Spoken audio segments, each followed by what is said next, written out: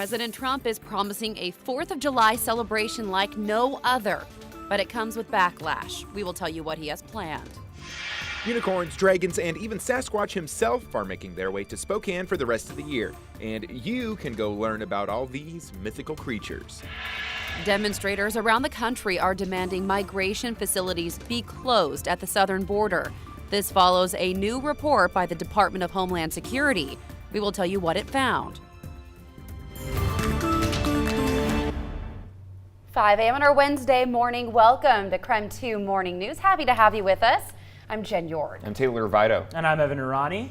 Well, we've made it through halfway through the week. It is Wednesday. That's right. We had a few sprinkles last night, talking about flooding concerns last night. How are we shaping up this morning? It seems like we're going to kind of make a repeat of yesterday. So possibility of the areas that we saw tough spots in yesterday, Okanagan County, Chelan County, could be trouble spots again today. But a lot of those showers look to be a little bit lighter today than what we saw them at yesterday. So that's a little bit of the good news, but still some wet weather lingering around us. So generally today could even be one of those chances for Spokane to see a few afternoon showers, though generally they look to be clearing up by the evening time. So on satellite radar, here's what we got over just the last 4 hours. Most of those showers holding off to about the northern third of Washington, up toward Colville, some showers still lingering. Omak, so around Okanagan County, Chelan County, same situation. So overall, most of that activity is holding off the closer you are to the international border. That's where you're going to see it. Otherwise, south of I-90, you're pretty much good to go for now.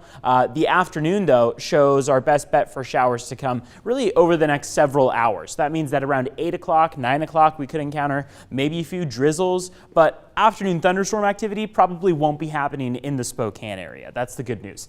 Temperatures will warm up, though. 74 degrees will be that afternoon high. Otherwise, 75 degrees, probably right around 5 p.m. Partly cloudy skies by the time the afternoon comes about. That is the good news, is that we'll be moving toward clearer skies into this afternoon, and especially moving toward clearer skies by the time we get to your 4th of July. Now, for current temperatures, we're in the 50s, 53 in Spokane, 52 in Coeur d'Alene, couple 60s on the map, 61 in Moses Lake, and 64 in Othello. Coming up, we'll talk a little bit more about where we see these temperatures going and how we see those skies clearing out as we head toward your 4th of July, though there is still a moderate threat for a couple spots that could see some showers. I'll have details on where to expect those in just a bit. Jen? Evan, thank you. Now here's what you need to know before heading out this morning. Fire crews found a body in the Spokane River near the TJ Menock Bridge. They say the man was floating the river before he disappeared. Kayakers, swimmers, and crews flying a drone were searching about 3 miles of the water. They found his body near the banks of the bridge last night in shallow water. An autopsy has been scheduled to determine the cause of death. Police say the man was not wearing a life vest. Leaders with the Centers for Disease Control and Prevention just released a report on bacteria in large bodies of water. That includes maybe pools, or around here, Lake Coeur d'Alene or Lake Pend Oreille. They say you are less likely to get harmful contaminants from those areas. That is because there is enough water to dilute the germs. However, pools, streams, and splash pads have less water to clean out bacteria. In those cases, experts say make sure the area is checked regularly. Leaders with Spokane Parks and Rec check water multiple times a day. Experts say you can avoid infection by not drinking from streams and pools. They add, do not swim in water with open cuts. Happening today, vintage warplanes are making a stop at the Spokane International Airport. The warplanes will be at the airport today from 9 a.m. until noon. This is part of the Wings of Freedom tour. Visitors can see World War II warbirds up close. Admission is $15 for adults, $5 for children 12 and under. The event is free for all World War II veterans. In north central Idaho, deputies are desperately searching for 2 Lewis County girls and their dad. Authorities say 12-year-old Ariel and 6-year-old Joy Thompson are in danger. They were last seen with their father, 37-year-old Samson Thompson, on Monday. Investigators say their father is driving a 2016 red Chevy Sonic with an Idaho license plate. If you have any information on their whereabouts, you are urged to call 911 or the number you see there at the bottom of your screen. Spokane police are sharing advice on how to prevent a child abduction. This follows an attempted abduction at Hoop Fest. In that case, witnesses stopped the suspect and police quickly arrested the man. The Spokane Police Department says child abductions are rare in our area, but it's always good for parents and their children to be prepared. Police recommend parents talk to their kids about where or who to go to if they feel unsafe.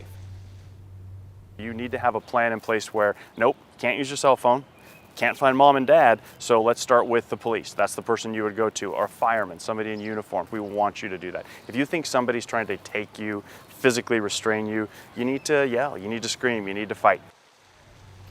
Police do not recommend putting yourself in danger, but they say it is okay to investigate if you see a child trying to get away from someone or to call police. A federal judge in Seattle blocked a Trump administration policy. It would keep thousands of asylum seekers locked up while they pursue their cases. The federal judge says the Constitution demands migrants have a chance to be released from custody. A U.S. district judge also ruled that people who are detained after entering the country illegally are entitled to bond hearings.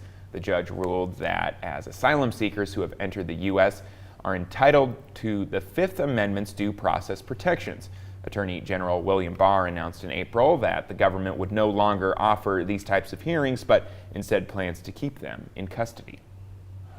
A report from Homeland Security shows the crisis at the southern U.S. border is getting worse.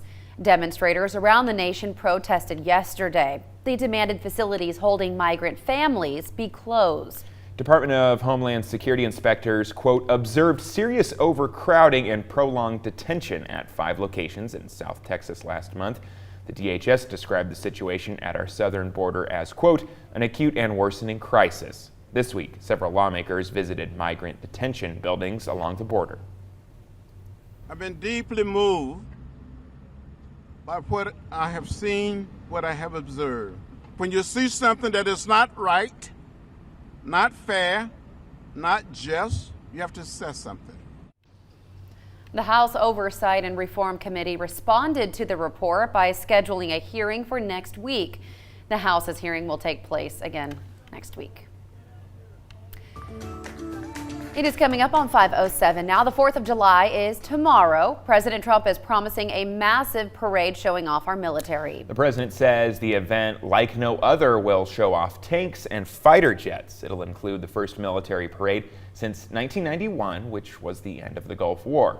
Now, we want to know what you think of President Trump's salute to America. You can head to KREM.com/vote or click on the Vote Now tab on the KREM 2 mobile app to join our live poll.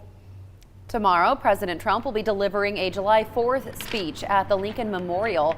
It's typically an unusual spot for an American president. Some have criticized the president for planning the costly event. Others are making comparisons to similar parades in authoritarian regimes and argue that President Trump will be placing himself center stage during a nonpartisan celebration. With this parade, the president is observing Independence Day as a salute to America's military power. On Twitter, President Trump promised military tanks, incredible flyovers, and, quote, the biggest ever fireworks. And taking a look at our poll this morning, what do you think of President Trump's salute to America? 67% of you are saying over the top this morning. Of course, that poll will remain up through the remainder of the program. You can weigh in this morning on KREM.com and the KREM 2 mobile app. It's like, hey, there's going to be fireworks regardless. At least that's something maybe everyone can agree on, right? That's right. All right, it is 5:08 now, and the Spokane Indians are back in town tonight, and you will see a familiar face on the mound. We will tell you who will throw out the first pitch.